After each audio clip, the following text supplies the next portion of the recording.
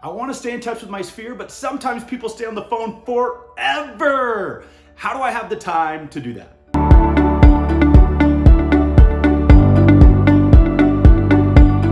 Hi, this is Clint with Stitser Properties and the Kaizen Practitioner.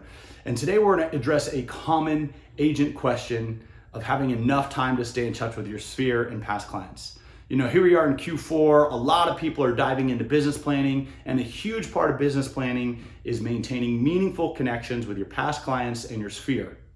But a huge problem, a huge hurdle that stops people from doing that regularly is they'll get into conversations that last 30, 45 minutes, or even an hour, and they'll do it in the middle of their workday, and suddenly, not only did they miss out on critical tasks they needed for active clients or servicing, but they didn't get to the other clients, and then they start feeling overwhelmed, deflated, and they don't proceed, okay?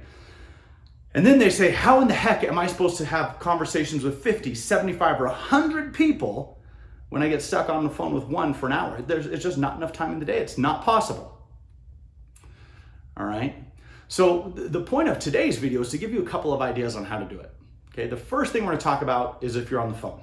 Okay, if you happen to be making phone calls to your sphere and your past clients, and you know that there's one that tends to take a long time, I want you to follow two simple tips. Okay, tip number one is to always enter the phone call with a plan and lead with the plan. Okay, for example, I'm going to call Uncle Jim, and Uncle Jim just recently went on vacation, and I want to call and find out how Uncle Jim's vacation went. I want him to know that I'm aware of what he's doing, and I want him to be aware that I care about what's going on in his life. So I'm going to lead the conversation with, hey, Uncle Jim, it's Clint, and I just wanted to call and see how your vacation went. Boom, set purpose. Number two is I like to wait until I have another obligation such that I have a hard stop that I cannot avoid, so that I'm sincere about it, okay? I'm not as good at just saying, hey, I'm gonna let you go, and I'm definitely not good at making up an excuse to get off the phone and sounding sincere. So I literally, if I have someone that I know I have a hard time getting off the phone with, I wait until there's an appointment, an obligation that I sincerely have to say, I've gotta go, I've got another commitment, and I call 10, 15 minutes before that. So the start of the conversation looks like this. Hey, Uncle Jim, it's Clint. I was just calling to check in on your vacation. I've got an appointment in 15 minutes, so I'm gonna keep it quick, but tell me about it. How did it go? Okay. That's it. Two tips. If you're going to be on the phone and you know that someone's on the phone for a long time, set it up next to an appointment, call with a very specific purpose. When that's done, wrap it up politely and efficiently. Okay? Now, the next thing to acknowledge is that staying in meaningful connection with your sphere and past clients doesn't mean that it has to be done the same way as everyone else. Okay? The point of sphere, past client database and relationships, and earning referrals is to put other people's needs first, this morning, and to stay in meaningful connection. If you want to know more about referrals, I made a whole video about referrals, but that's the point.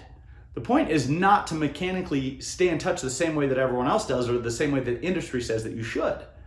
Okay, so I'm going to give you a few ideas on how other agents made these meaningful connections more consistent in a way that was true to them and the way that they already lived their life. Okay, so one agent in our office, he loves hosting dinners. He loves having friends over, and so he just decided he's gonna have Tuesday night dinners.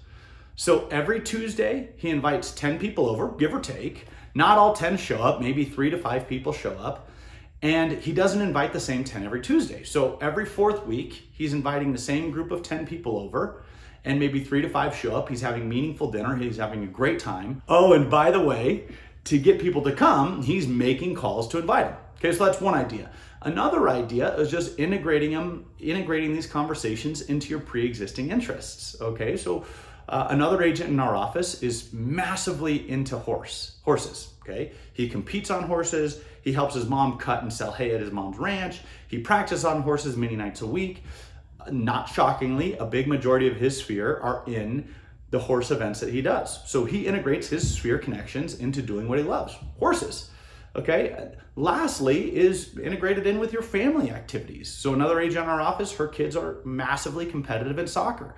So sports practices, games, tournaments are all places that she brings intention to either invite family and friends to come see them, or that she's added friends that she's made on through that environment to her sphere list and just brings intention to it. Okay. So the point of this whole video is to give you permission, is to let you get over the hump in saying, I'm going to stay in meaningful connection with my sphere and past clients, and I'm not gonna let a few long conversations discourage me or stop me. Because there is no one right way to maintain meaningful connection. It's just that you bring intention and a plan to it. I really hope that you find this helpful, you get a little creative, and that you find a way to stay in contact with the people in a way that's true to you. If you have any questions or comments, call me, email me. Thank you so much for watching. This is Clint with Stitser Properties and the Kaizen Practitioner.